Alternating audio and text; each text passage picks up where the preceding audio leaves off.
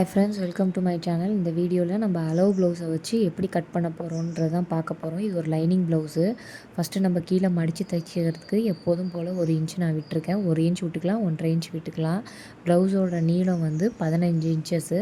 அதை நான் 2 இடத்துல மார்க் பண்ணிவிட்டு ஒரு ஸ்ட்ரெயிட் லைன் போட்டுக்கிறேன். ஸ்ட்ரெயிட் லைன் போட்டதுக்கப்புறம் ஷோல்டரில் நம்ம தையலுக்காக ஒரு 1/2 இன்ச்சஸ்க்கு ஒரு லைன் போட்டுக்கிறேன்.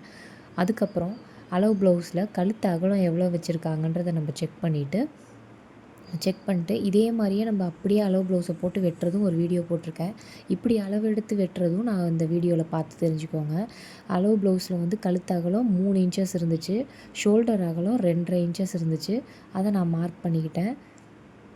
மார்க் பண்ணதுக்கப்புறம் நம்ம தையலுக்கு கழுத்தில் ஒரு 1/4 இன்ச்சஸ் வந்து உள்ளடக்கி போடணும்.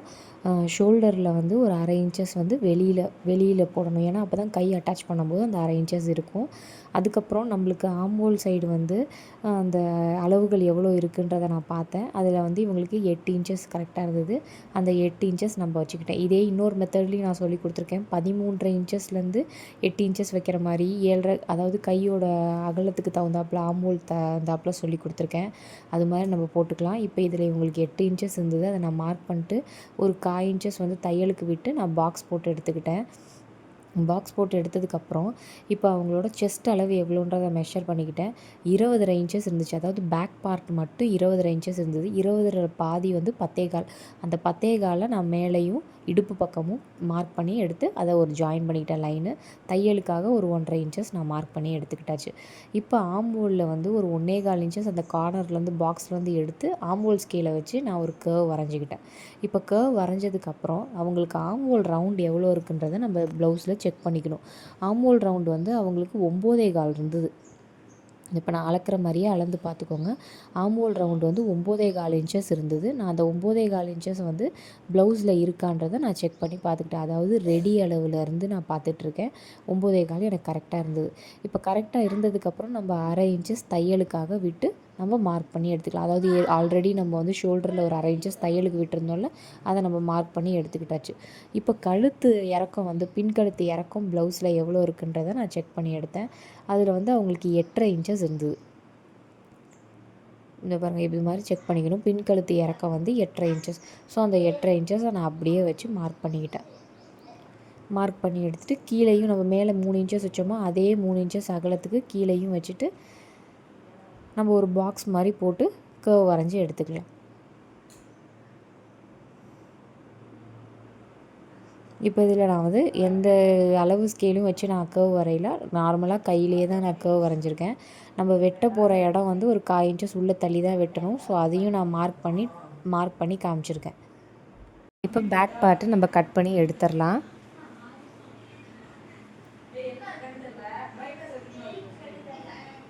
கட் பண்ணும்போது அலவன்ஸ் லைனில் தான் நம்ம கட் பண்ணணும். ஸோ கட் பண்ணி எடுத்துக்கோங்க. கழுத்தும் வந்து நம்ம அலவன்ஸ்க்காக 1/4 இன்ச் விட்டு வெட்டியிருந்தோம். அதில் தான் நம்ம கட் பண்ணோம். அர்க்காத் பண்ணி எடுத்துக்கிட்டாச்சு. இப்போ ஸ்லீவ் கட் பண்ண போகிறோம். ஸ்லீவுக்கு வந்து பேக் வெட்டினதோட ஆப்போசிட் பார்ட் எடுத்துக்கோங்க. நான் இப்போ என்ன செக் பண்ணுறேன்னா, நம்ம வந்து ஆம்ஹோல் கர்வ் வந்து 9.25 எடுத்தோமா, அந்த 9.25க்கு கரெக்டாக துணியும் ப்ளஸ் 1.5 இன்ச் தையலுக்கும் இருக்கான்றதை செக் பண்ணிட்டு நான் மடித்து போட்டுக்கிட்டேன். இது லைனிங் ப்ளவுஸுன்றனால கையை மட்டும் நான் அடித்து திருப்ப போகிறேன். ஸோ அதனால் 1/2 இன்ச் விட்டுக்கிட்டேன். அதுக்கப்புறம் ப்ளவுஸோட ஸ்லீவை வந்து பேக் பார்ட், அதாவது பேக் சைடு பின்னாடி பக்கம் ஸ்லீவை எடுத்து போடுங்க. ஃப்ரண்ட் பக்கத்தோட ஸ்லீவ் எடுத்து போட்டிங்கன்னா அதில் கைக்குழி இருக்கும். ஸோ அப்போ நம்மளுக்கு மிஸ்டேக்ஸ் வரதுக்கு வாய்ப்பு இருக்குது. ஸோ பேக் பார்ட் எப்போதும் எடுத்து போட்டுக்கோங்க. போட்டதுக்கப்புறம் கை நீளம் எவ்வளோன்றதை ஒரு மார்க் பண்ணிக்கோங்க. 1/2 இன்ச் தையலுக்கு விட்டு மார்க் பண்ணிக்கோங்க. கையோட சுற்றளவு ஒரு மார்க்கு, அப்புறம் கைக்குழியில் ஒரு மார்க்கு மார்க் பண்ணிட்டு அலவன்ஸ்க்கும் நான் கைக்குழியில் மார்க் பண்ணி எடுத்துக்கிட்டேன். இப்போ வந்து எவ்வளோ ஸ்லீவ் லென்த் இருந்ததுன்னா 8.25 இன்ச்சஸ் இருந்துச்சு. ஸோ அதே 8.25 இன்ச்சஸ் இன்னொரு பக்கம் வச்சு நான் ஒரு ஸ்ட்ரெயிட் லைன் போட்டுக்கிட்டேன். போட்டதுக்கப்புறம் இப்போ நம்ம ஆம்ஹோல் வந்து கைக்குழியோட அளவு வந்து அந்த அதாவது ஸ்லீவுக்கு தையலுக்கு விட்டுருக்கோம்ல, அதுலேருந்து எவ்வளோ வருதுன்றதை நான் செக் பண்ணிக்கிட்டேன். அதை செக் பண்ணதில் கரெக்டாக இருந்தது. ஸோ அதுக்கப்புறம் நம்ம வந்து ஆம்ஹோல் கர்வ் 9.25 வச்சுருந்தோமா, அதுவும் நான் செக் பண்ணிக்கிட்டேன் கரெக்டாக இருக்கான்றதை பார்த்துக்கிட்டு. இன்னொரு வாட்டி ரீசெக் பண்ணுறதுக்காக பேக் பார்ட் வெட்டினதை நான் அலவன்ஸ் எல்லாம் விட்டுட்டு வச்சு பார்த்தேன். கரெக்டாக இருந்தது. இது மாதிரி 1க்கு 2 தடவை ரீசெக் பண்ணிட்டோம்னா நம்மளுக்கு ஸ்லீவ் அட்டாச் பண்ணும்போது எந்த மிஸ்டேக்ஸும் வராது.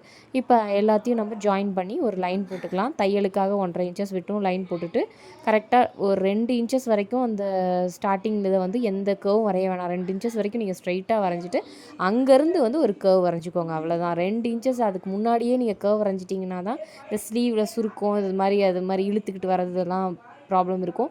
ஸோ 2 இன்ச்சஸ் வரைக்கும் நீங்கள் எதுவுமே ஸ்லீவில் தொட வேண்டாம். இப்போ நம்ம ஸ்லீவை கட் பண்ணி எடுத்துகிட்டு அர்க்காத் பண்ண வேண்டிய இடத்துல எல்லாம் அர்க்காத் பண்ணி எடுத்துக்கலாம். இப்போ வந்து ஸ்லீவில் வந்து குடஞ்சி வெட்டுவோம். முன்பக்கம் வர பார்ட்டில் குடஞ்சி வெட்டுவோம். அது நான் இப்போ வெட்டலை, ஏன்னா ஒட்டு போடும்போது நம்மளுக்கு அது மாறும்.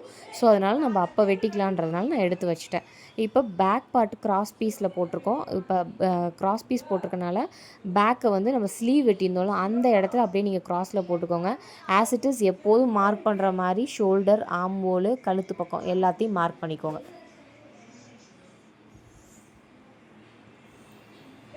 இப்போ மார்க் பண்ணதுக்கப்புறம் ஃப்ரண்ட்டையும் நான் அப்படியே மார்க் பண்ணியிருக்கேன். எப்போதுமே நான் ஃப்ரண்ட்டில் உங்களுக்கு சொல்லியிருப்பேன், ஒரு 1/2 இன்ச்சஸ் வந்து நம்ம உள்ளுக்குள்ளே தள்ளி மார்க் பண்ணிக்கணும் அப்படின்னு சொல்லியிருப்பேன். ஸோ அந்த 1/2 இன்ச்சஸை நான் மடிச்சிட்டு உள்ளே மார்க் பண்ணி எடுத்துக்கிட்டேன். அதே மாதிரி ஆம்ஹோல் சைடு வந்து ஒரு 1/2 இன்ச்சஸ் வந்து வெளியே விட்டு மார்க் பண்ணணும். ஏன்னா அந்த டாட் பிடிக்கும்போது நம்ம அது ஈவனாக ஆகிடும் நம்மளுக்கு. இப்போ ஷோல்டரில் வந்து அட்டாச் பண்ணுறதுக்கு ஒரு 1/2 இன்ச்சஸ் விட்டு மார்க் பண்ணிக்கோங்க. அப்புறம் கைக்குழியில் வந்து ஒரு 1/2 இன்ச்சஸ்க்கு ஒரு கர்வ் வரைஞ்சி எடுத்துக்கோங்க.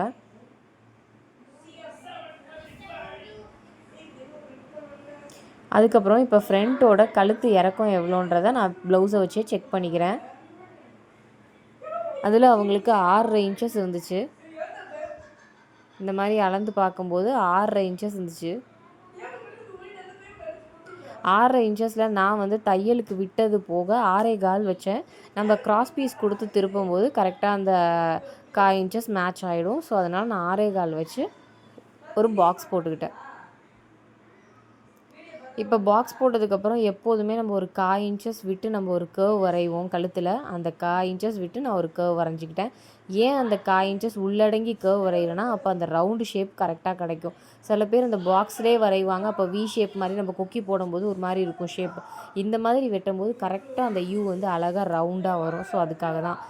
அடுத்தது இப்போ டாட் வந்து எவ்வளோ உயரன்றதை அவங்களுக்கு நம்ம இப்படி செக் பண்ணிக்கணும். சென்டராக நம்ம மடக்கிக்கோங்க. கழுத்தை சென்டராக மடக்கிட்டு டாட் எவ்வளோ ஹைட் இருக்குன்றது இந்த மாதிரி போட்டு பார்த்துக்கோங்க. 13 இன்ச்சஸ் இருந்துச்சு இவங்களுக்கு டாட்டோட ஹைட்டு. ஸோ நான் ரெடி அளவுலேருந்து 13 இன்ச்சஸ் விட்டுட்டேன். எப்போதுமே ஷோல்டரில் நம்ம 1 இன்ச்சு மார்க் பண்ணி அங்கேருந்து நம்ம அந்த மெஷர்மெண்ட் வரைவோம். ஸோ அதே மாதிரி நான் 13 இன்ச்சஸ் மார்க் பண்ணி தையலுக்கு ஒரு மார்க் பண்ணிட்டேன். ஸோ சேர்த்து தையல், மேலே தையல் கீழே தையலோடு சேர்த்து பார்த்தா 14 இன்ச்சஸ் அவங்களுக்கு வந்துச்சு. அதில் நம்ம ஒரு ஸ்ட்ரைட் லைன் போட்டுக்கலாம்.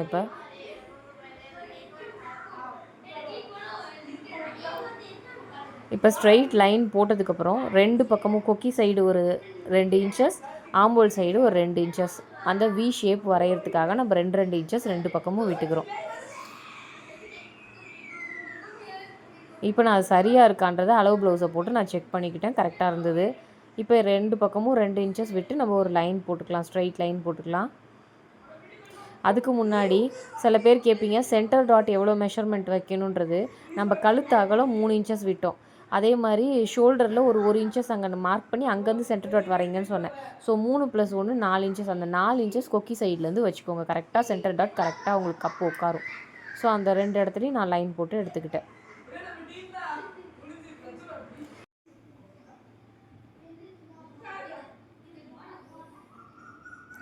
இப்போ லைன் போட்டதுக்கப்புறம் நம்ம கட் பண்ணி எடுத்துக்கலாம். இதில் ஏதாவது டவுட் இருந்ததுன்னா எனக்கு கமெண்ட் பண்ணுங்கள். நீங்கள் சப்ஸ்கிரைப் பண்ண தான் எனக்கு உங்கள் சப்போர்ட் ரொம்ப அவசியம். ஸோ அதனால் கண்டிப்பாக சப்போர்ட் பண்ணுங்கள் ஃப்ரெண்ட்ஸ் எல்லாமே எனக்கு. என்னை நீங்கள் மோட்டிவேட் பண்ணும்போது இன்னும் எனக்கு நிறையா வீடியோஸ் போடணும் அப்படின்ற மாதிரி தான் தோணும். ஒவ்வொரு கமெண்ட் பார்க்கும்போது இந்த வீடியோவுக்கு கமெண்ட் வந்திருக்கா, ஸோ இன்னும் நம்ம என்ன இன்னோவேஷனாக செய்யலாம் அப்படின்ற ஒரு இதுதான் எனக்கு யோசனை தான் வரும். ஸோ அதனால் நீங்கள் கமெண்ட் பண்ணுறதும் சப்ஸ்கிரைப் பண்ணும்போது எனக்கு இன்னும் மோட்டிவேஷனாக தான் இருக்கும். இப்போ நம்ம பட்டி எப்படி வெட்டுறதுன்னா, பட்டி வந்து நம்ம ஷேப் கொடுக்குறது நான் தைக்கும்போது தான் ஷேப் கொடுப்பேன். ஸோ பேக் பீஸ் எவ்வளோ இருக்கோ அந்த அளவுக்கு நான் அப்படியே பட்டி எடுத்து வெட்டி எடுத்துக்கிட்டேன். என்னோடய ஸ்டிச்சிங் வீடியோவில் பார்த்தீங்கன்னா தெரியும் நான் பட்டிக்கு எப்படி ஷேப் கொடுப்பேன்றது. உங்களுக்கு அது பார்த்தீங்கன்னா தெரியும். இப்போ லைனிங் கிளாத் எடுத்துக்கிட்டேன். லைனிங் கிளாத் எடுத்துகிட்டு as it is back part அப்படியே வச்சு நம்ம கட் பண்ணி எடுத்துக்கலாம். இப்போ இதில் உங்களுக்கு இந்த வீடியோவில் பார்த்தீங்கன்னா ஒரு டிப்ஸும் இருக்கும். சில பேர்த்துக்கு கிராஸ் பீஸ்னால் வந்து லைனிங்கில் நம்ம கிராஸ் பீஸ் வெட்டுறோம். அதே மாதிரி பேக்லேயும் வந்து சாரி மெயின் பீஸ்லேயும் கிராஸில் தானே வைக்கணும் அப்படின்றது உங்களுக்கு தோணும். இந்த வீடியோ பார்த்தீங்கன்னா அதுக்கான விளக்கம் இருக்கும். இப்போ ஸ்லீவில் வந்து எனக்கு என்ன நான் பண்ணேன்னா, ஸ்லீவில் வந்து ரொம்ப கம்மியாக தான் இருந்துச்சு. ஒரு ஸ்லீவ் வெட்டும் போதே அதுக்கு ஒட்டு கொடுக்குற மாதிரி இருந்துச்சு. ஸோ அதனால் நான் என்ன ஐடியா பண்ணேன்னா, அதாவது முன் பகுதியை வந்து கிராஸ் கட்டிங்கில் போடாமல் ஸ்ட்ரைட் பீஸில் போட்டிருக்கேன். லைனிங் கிளாத்தில் கிராஸில் வெட்டியிருக்கேன். மெயின் பீஸில் வந்து நேராக வச்சு வெட்டியிருக்கேன். இப்படி வெட்டலாமான்னு கேட்டிங்கன்னா கண்டிப்பாக வெட்டலாம். ஆனால் கிராஸ் கட்டிங் ப்ளவுஸில் வந்து லைனிங்கை வந்து ஸ்ட்ரைட்டாக போட்டுட்டு கிராஸை வந்து மெயின் பீஸில் போடக்கூடாது. ஸோ அதனால் நான் அந்த மாதிரி வெட்டிட்டு இப்போ ஸ்லீவுக்கு வந்து இன்னும் கொஞ்சம் துணி இருந்தனால இன்னொரு ஸ்லீவுக்கு தனியாக ஒட்டு கொடுக்காத ஒரு ஸ்லீவ் எடுத்துக்கிட்டேன். ஒரு ஸ்லீவுக்கு மட்டும் ஒட்டு கொடுக்குற மாதிரி இருந்துச்சு. ஸோ அதுக்கப்புறம் இந்த மீதி துணியில் வந்து பட்டிக்கும் கிராஸ் பீஸ்க்கும் வெட்டிக்கலான்ட்டு எடுத்து வச்சிட்டேன். இந்த வீடியோ பிடிச்சிருந்துச்சுன்னா லைக் பண்ணுங்கள், ஷேர் பண்ணுங்கள், கமெண்ட் பண்ணுங்கள், சப்ஸ்கிரைப் பண்ண மறந்துடாதீங்க. நீங்கள் கமெண்ட் பண்ணும்போது எனக்கு கொஞ்சம் மோட்டிவேஷனாக இருக்குது. ஸோ இந்த வீடியோ பிடிச்சிருந்துச்சுன்னா கண்டிப்பாக லைக் பண்ணுங்கள். தேங்க்யூ.